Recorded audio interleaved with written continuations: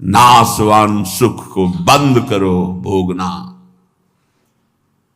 अलम विषय वार्तया नरक कोटि बीभत्सया, बंद करो ये विषय वार्ता का चिंतन कथन श्रवण, ये कोटि नरकों जैसा भय प्रदान करने वाला है। अभी तुम्हें समझ में नहीं आ रहा।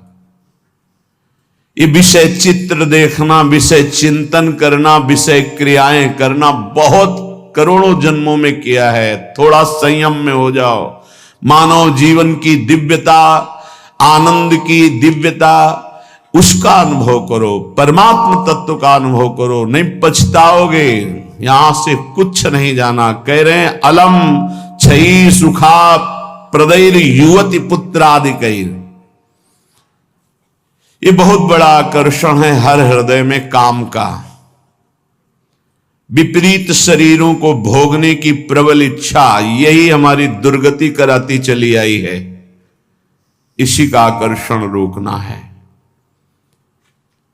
यदि हृदय में यह आकर्षण बना रहा काम सुख के भोग के लिए, विपरीत शरीरों के आकर्षण, शरीरों को भोग करके आनंद की अनुभूति करने की इच्छा, ये दुर्गति करा देती है। दुर्गति ये ऐसा दलदल है, इस दलदल में प्रथम बार जब से उतरे आज तक नहीं निकल पाए।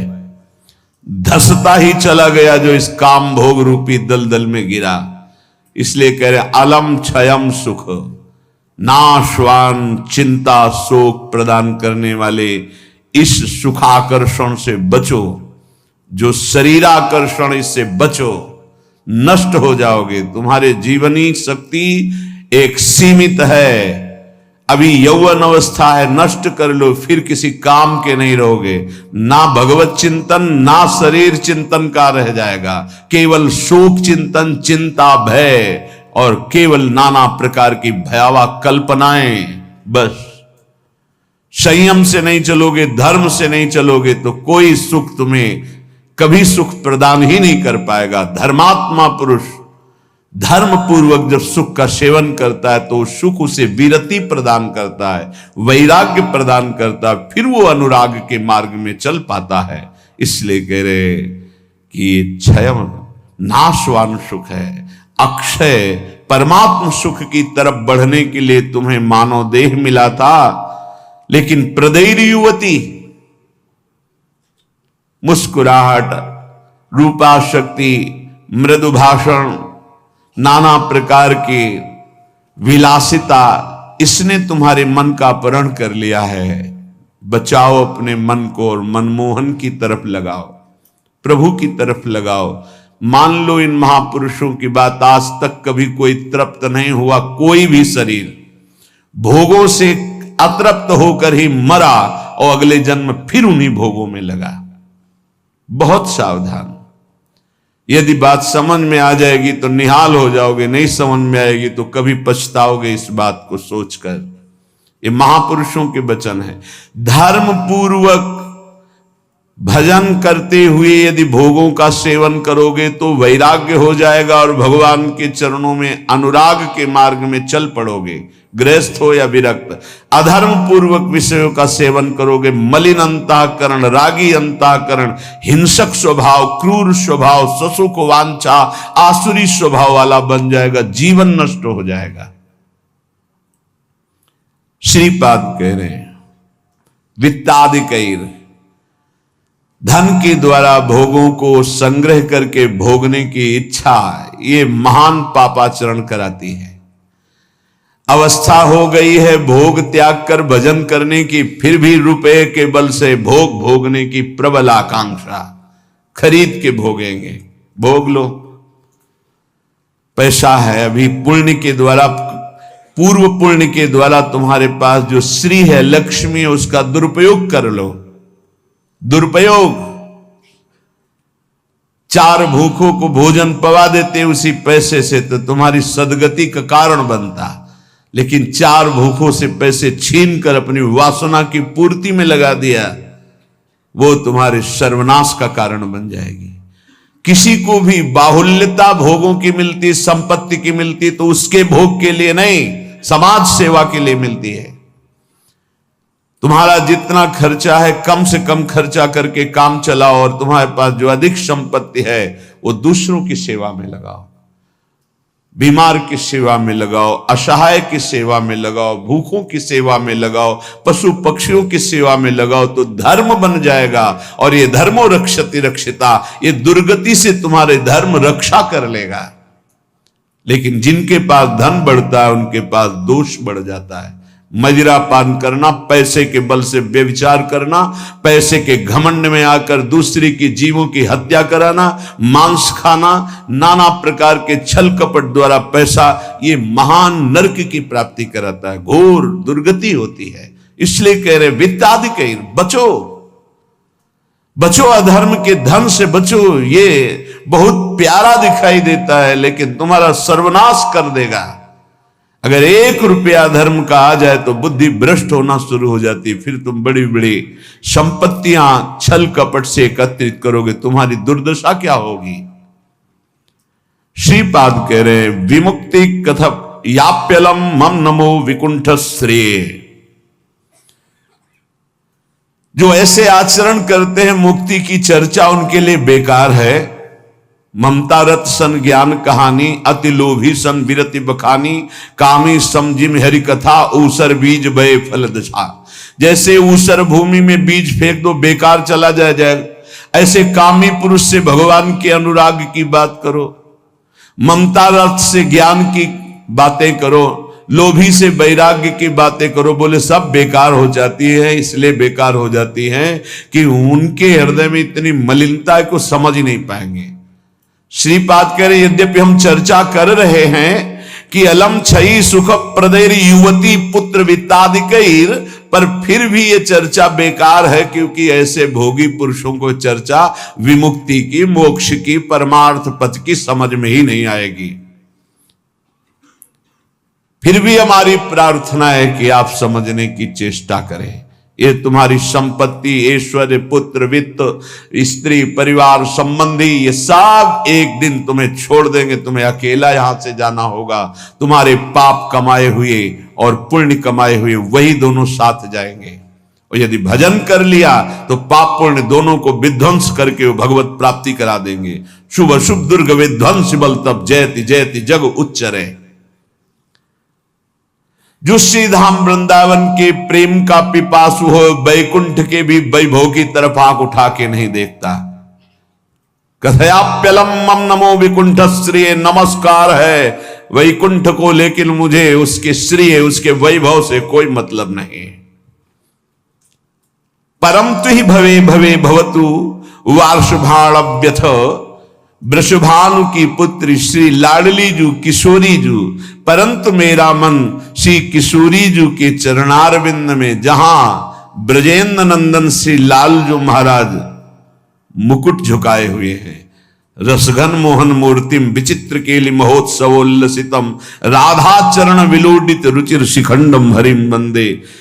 मैं श्री किशोरी जू महारानी जू के चरणों की उपासना करता हूं, जिनके चरणों में ब्रजेंद्र नंदन मोर मुकुटधारी स्वयं लालजू महाराज सर झुकाए हुए हैं। वही वृंदावन मेरा जन्म जन्म की आकांक्षा है, वही मेरा सर्वस्व वृंदावन है, जहां मेरी प्यारी जू और प्यारे जू विराजमान हैं। मुझे नहीं चाहिए वैकुंठ न वैकुंठ का वैभव। अब भी समय है। उपासक यदि आर्त भाव से भगवान से प्रार्थना करे तो प्रार्थना से बहुत जल्दी परिवर्तन होता है।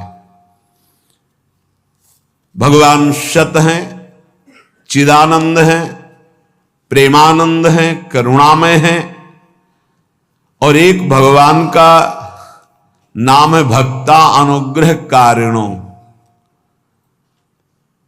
जो उनसे प्रार्थना करता है उस पर अनुग्रह कर देते, लेकिन प्रार्थना वही सुनी जाती है जो आर्त भाव हृदय से होती है। सच्ची मानना, तुरंत परिवर्तन देखा गया है। ये हम अपने जीवन की सैकड़ों बार की बात कह रहे हैं। जब कभी ऐसा आया है और प्रार्थना हुई है, मिनट पूरा होना मुश्किल हुआ है और उस प्रार्थना का उत्तर तत्काल मिल गया है। एक बार तो बस प्रार्थना करके हटे कि वह तुरंत उत्तर आ गया। वो ऐसे से ऐसा, अच्छा अच्छा, तत्काल तत्काल। बस अंतर ये होता है कि हम हृदय से प्रार्थना नहीं कर पाते, हमारी प्रार्थना कपट जाल से युक्त होती, इसलिए प्रभु मोहि कपट छल छिद्र न भावा। सच्चिदानंद रूपाय भक्तानुग्रह कारिणो माया निर्मित विश्वाय महेशाय नमो नमः। हे नाथ, आप सच्चिदानंद में हैं, सच्चिद आनंद में। तात्पर्य, हम आपको कुछ दे सकें ऐसी सामर्थ्य नहीं। सच्चिदानंद को हे पार्थिव जो मायाकृत पदार्थ हैं, भोग सामग्री, ये भ्रम हटा दीजिए। हमने कई बार प्रार्थना किया है, ये केवल हमारे भावों को प्रकट करता है, इसलिए वस्तु सामग्री का महत्व है। अगर भाव नहीं है तो कोई वस्तु सामग्री का महत्व नहीं। आप 100 कुंतल सोना चढ़ा दो, हमारे प्रभु के लिए कुछ नहीं है। कई बार आपको बताया है, समुद्र को रत्नगर्भा, पृथ्वी को रत्नगर्भा कहा गया है। ऐसे ऐसे पहाड़ हैं जो 4-4 लाख योजन के सोने के हैं, और वो सब मायाकृत है। आप देवलोक को जाइए, वहां स्वर्णिम भवन बने हुए हैं देव गंधर्व अप्सराओं के। अमरावतीपुरी कैसी बनी हुई है, पढ़ करके महाभारत में देखिए कैसी देवराज इंद्र की सभा है, कैसी वरुण जी की सभा है, कैसी लोकपाल अग्नि की, वायुदेव की, होश उड़ जाएंगे। और ये सब मायाकृत है। ऐसे प्रभु को हम क्या दे सकते हैं? और ऐसे प्रभु को जब रोते हुए भाव से किसी ने पत्र अर्पित किया तो बिक गए एक पत्र में। पत्रम पुष्पम फलम तोयम। हे सच्चिदानंद प्रभु, आपके एक संकल्प से संपूर्ण सृष्टि प्रकट हुई है। ये प्रार्थना, मैं नीच आपको क्या दे सकता हूं नाथ? मेरे पास तो जो कुछ है वो सब आपका दिया हुआ है। शब्दों को देखिएगा, हे नाथ, मेरे पास जो कुछ है वो तो आपका दिया हुआ है। आपके एक संकल्प से संपूर्ण सृष्टि हुई है। नाथ, मैं आपको क्या दे सकता हूं प्रसन्न करने के लिए? आप मुझ पे अपनी तरफ से, अपनी कृपा से प्रसन्न हो।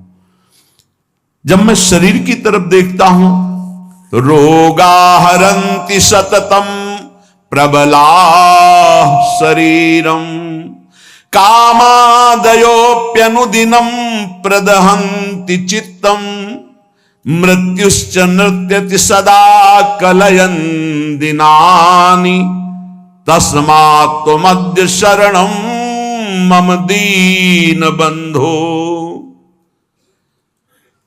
अब अगर हम विचार करें शरीर के लिए, तो नाथ, शरीर में कोई न कोई परेशानी बनी रहती।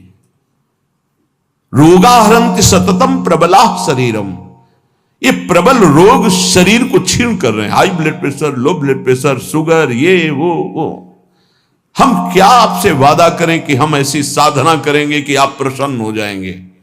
पहली बात, बाहरी वस्तुओं की। नाथ, आपने एक संकल्प में अनंत ब्रह्मांडों का सृजन किया। स्वामी, मेरे पास जो वस्तु आपकी दी हुई है, मैं किस वस्तु से आपको रिझा सकता हूं? नाथ, वो तो आपकी दी हुई है।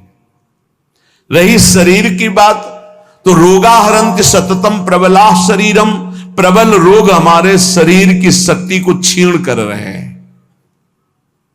अंदर आए सूक्ष्म शरीर, तो कामादयोप्यनुदिनम प्रदहन्ति चित्तम। ये काम, क्रोध, लोभ, मोह, मद, मत्सर इतना गंदा किए हैं अंदर की, हम कैसे आपको कहें कि हम अंदर से आपका ध्यान धर पाएंगे? कभी काम अपना प्रभाव दिखाता है, कभी क्रोध अपना प्रभाव, कभी लोभ, कभी मोह, कभी अहंकार, कभी ईर्ष्या। नाथ, बड़ा गंदा हृदय है। और पूरे जीवन की तरफ देखें, वादा करें कि आज संकल्प लेते हैं कि 5 वर्ष हम ऐसा करेंगे, तो 5 मिनट का भरोसा नहीं। मृत्युश्च नृत्यति सदा कलयन् दिनानि। नाच रही मृत्यु सिर पर, पता नहीं प्रभु कब हमारे शरीर का अंत हो जाए। इसलिए नाथ, मैं आज प्रार्थना करता हूं कि मेरे पास आपको प्रसन्न करने के लिए कुछ नहीं है। आपकी दी हुई भोग सामग्री और ये शरीर रोगों का घर, मन विकारों के द्वारा अपवित्र, और प्रभु पूरा जीवन मृत्यु के हवाले, किस समय मेरी मृत्यु हो जाए मुझे भरोसा नहीं, पता नहीं। नाथ तस्मात् त्वमद्य शरणम मम दीन बंधु, हे दीन बंधु अब एक ही उपाय, मैं आपकी शरण में हूं, आप मुझे अपने चरणों की शरण में रख लीजिए। हे प्रभु, वे देहो विनश्यति सदा परिणामशीलस्, चित्तम च खिद्यति सदा विषयानुरागी, बुद्धि सदा हि रमते विषयेषु नान्तस्, तस्मात् त्वमद्य शरणम मम दीन बंधु। बहुत सुंदर। नाथ, ये शरीर का प्रतिपल परिवर्तन हो रहा है। कभी घुटने के बल था, फिर किशोर अवस्था आई, फिर जवानी आई, फिर धीरे धीरे ढल रहा है। ये नाशवान शरीर नाश की तरफ जा रहा है और प्रभु मन प्रतिपल भोगों में लगा हुआ है, हमारा चित्त प्रतिपल भोगों में लगा हुआ है। ईमानदारी की बात देख लो, ये खाऊंगा, ये पीऊंगा, ये देखूंगा, ये भोगूंगा, ये भोगा, अब ये भोगूंगा, ऐसी ही गणित चलती रहती है अंदर। और मेरी बुद्धि बस एक ही बात, इस विषय को भोगने में ये सुख है निश्चय करती है, विषयों में सुख है। मारा गया प्रभु, मारा गया। कुछ भी ऐसा नहीं है जिस पर मैं टिक सकूं। शरीर टिक नहीं रहा क्योंकि नाशवान प्रतिक्षण नाश की तरफ जा रहा, मन प्रतिक्षण भोगों का चिंतन कर रहा, बुद्धि यही निश्चय करा रही कि भोगों में, रुपया में, घर में, मकान में, स्त्री में, पुत्र में, शरीर में, इन्हीं में सुख है। नाथ, कभी मैं आत्मा राम नहीं बन सका, अर्थात अपने स्वरूप को नहीं जाना कि मैं कौन हूं।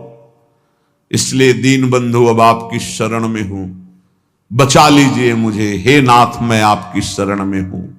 आयुर्विनश्यति यथा मघटस्तथोयम, विद्युत प्रभेव चपलाबत यौवनश्री, वृद्धा प्रधावती यथा मृगराज पत्नी, तस्मात् त्वमद्य शरणम मम दीन बंधु।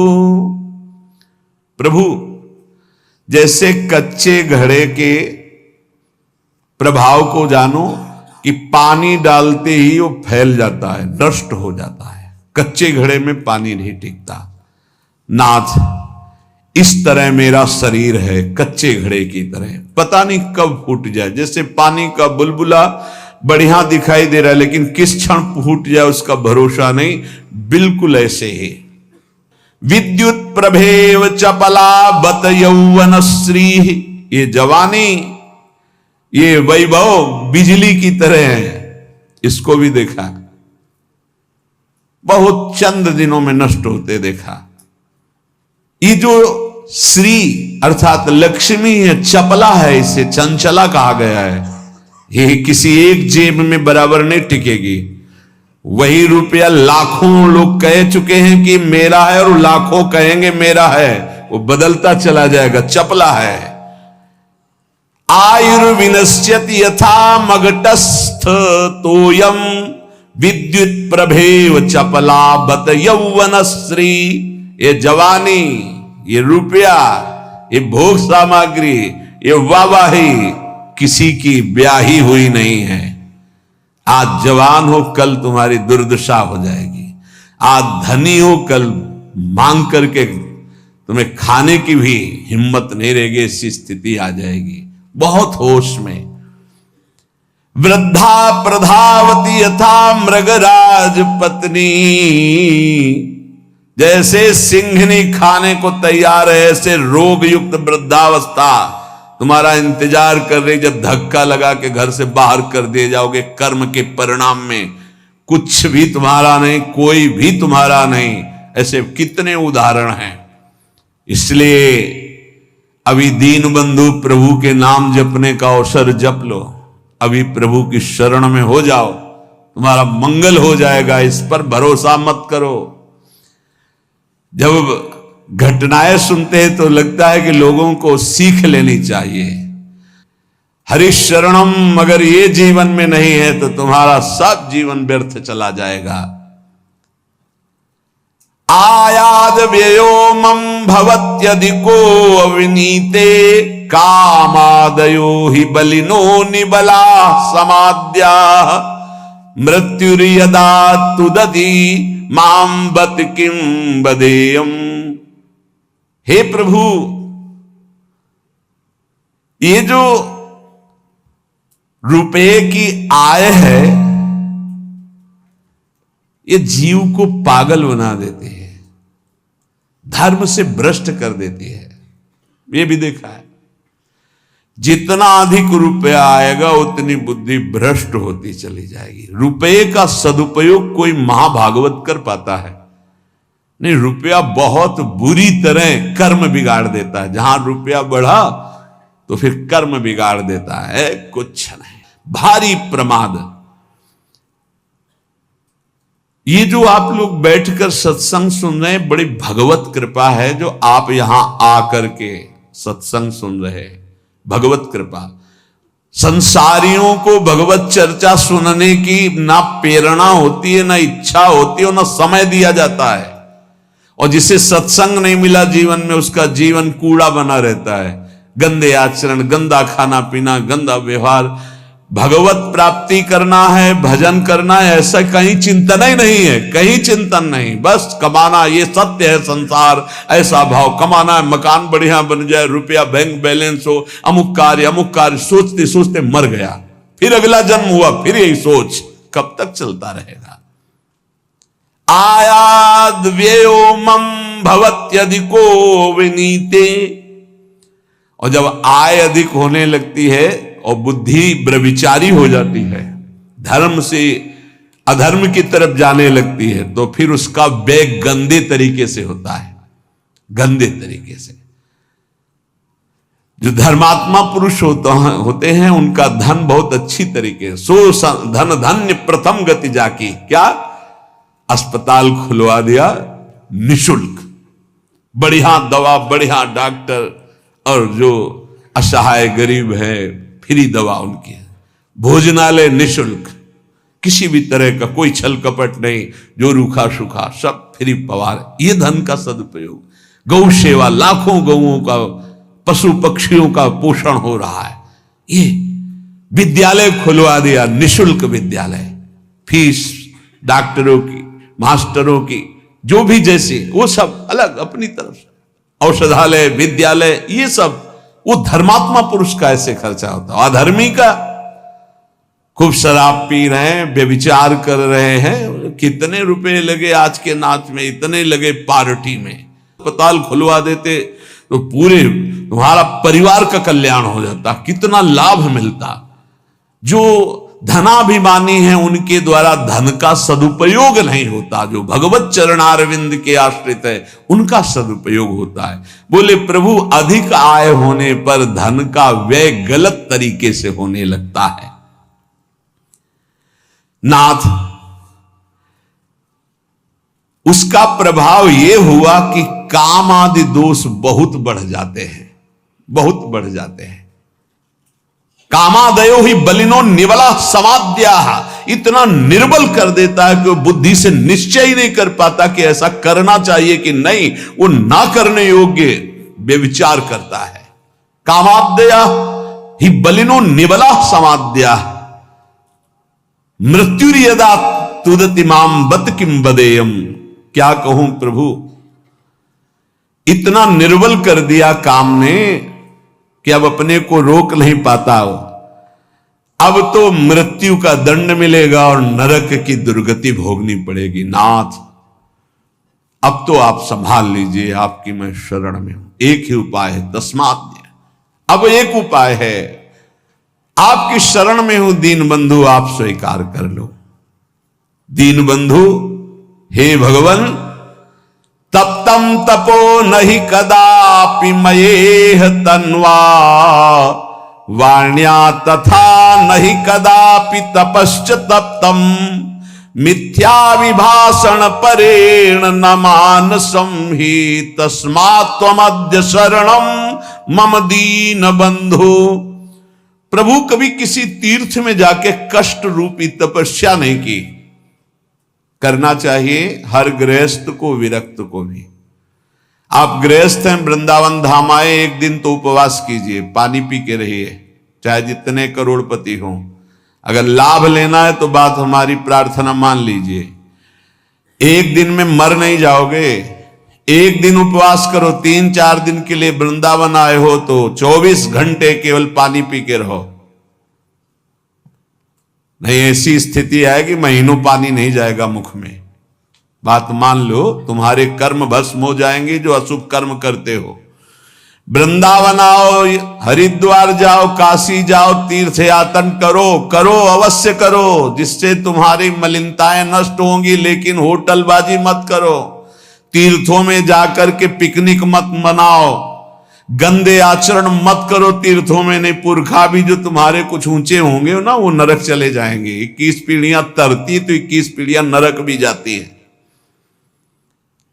तीर्थ याटन करने का लाभ वही ले पाता है जो तीर्थों में जाके तप करता है, कष्ट सहता है। एक दिन जल से व्यतीत करो, दूसरे दिन फलाहार करो, तीसरे दिन थोड़ा अन्न ले लो। कोई अपराध न बनने पावे, बचा के अपने पुण्य निकल जाओ। कोई दोष दर्शन न करो, किसी की निंदा न करो, कोई पापाचरण न करो। तीर्थ आए हो, किसी को जब तक साधु संग नहीं मिलता तो तीर्थों का भी लाभ नहीं ले पाते। वृंदावन धाम आए, मुख में मसाला खाए, 25 से थूक दिया, वैष्णव आ रहा जब करते, और उसके पैर में पड़ा, सारे सुख तो थूकने वाले के नष्ट हो गए। दोना में चाट खाई, परिक्रमा मार्ग में फेंक दिया। उनको क्या पता है कि कहां क्या है। दीवाल में ऊपर लिखा है राधा, और वहीं खड़े लोग संग। तुम्हारे पुरखा भी सुकृतहीन हो जाएंगे जो तुम आचरण कर रहे हो, क्योंकि तुम्हारे भाव का संबंध है वहां से। बहुत सावधान। तीर्थों में लाभ तभी ले सकते हो, लघु शंका बहुत देख के, कहां करने, थूकना बहुत देख के। तीर्थों में जाए, पक्का एक दिन उपवास करे, एक दिन फलाहार करे, एक दिन थोड़ा सा अन्न, और वो भी पवित्र अन्न। ऐसा नहीं कि आदेश कर दिया खूब छौंक बघार के प्याज लहसुन हो, ये वो। तीर्थ याटन करने गए हो, ऐसे थोड़ी जाया जाता है तीर्थ याटन। मनोरंजन के लिए मत जाना कभी हरिद्वार, ऋषिकेश, काशी और वृंदावन। मनोरंजन के लिए मत आना। अगर मनोरंजन के लिए आए हुए हो तो जितने सुकृत हैं सब नष्ट हो जाएंगे। यहाँ का होटल लिया और वही सब करते हैं जो बंबई कलकत्ता में करते हैं। बंबई कलकत्ता नहीं है, ये नित्य विहार स्थली प्रिया प्रीतम के। एक सुकृत करोड़ों सुकृत के बराबर, और एक पाप करोड़ों पाप से भी भारी पड़ेगा यहां। इसलिए होश में। तो कह रहे प्रभु तप्तम तपो नहीं कदापि मयेह तन्वा। इस शरीर को कभी तपस्या के द्वारा कष्ट नहीं दिया, तीर्थों में जाके देना चाहिए कष्ट। अब माघ में देखो ना, बड़े बड़े सुकृतशाली वहां जाते हैं, पांडाल खोलते, संत महात्माओं का वास कराते, भोजन कराते और 3 बार नहाते हैं। और माह महीने में गंगा जी का नहाना भारी तपस्या है। ऐसे एक डुबकी लगाओ तो लगता है सर है कि नहीं है, कुछ पता ही नहीं चलता, इतना ठंडा चल रही वायु। हाँ, गीजर में नहाने वाले गंगा जी में कब डुबकी मार पाएंगे। तो तीर्थों में जाते 8 बजे वहां से उठे हो, गीजर से नहा धो के पान वान खा के बाहर। ऐसे तीर्थ नहीं होते। 3 बजे तड़के जाओ, गंगा स्नान करो, बैठो भजन में, माला चलाओ। 3 दिन 4 दिन जो वृंदावन वास, तीर्थराज, प्रयागवास, काशीवास, ये कठोर तप पूर्वक किया जाता है। पर प्रभु कभी ऐसा नहीं हुआ।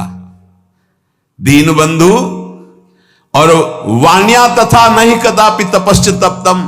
वाणी का कभी तप नहीं किया। शरीर का ये तप है तीर्थ याग, और वाणी का तप 2 घंटे 3 घंटे बैठ गए, खूब नाम कीर्तन किया, राधा राधा राधा।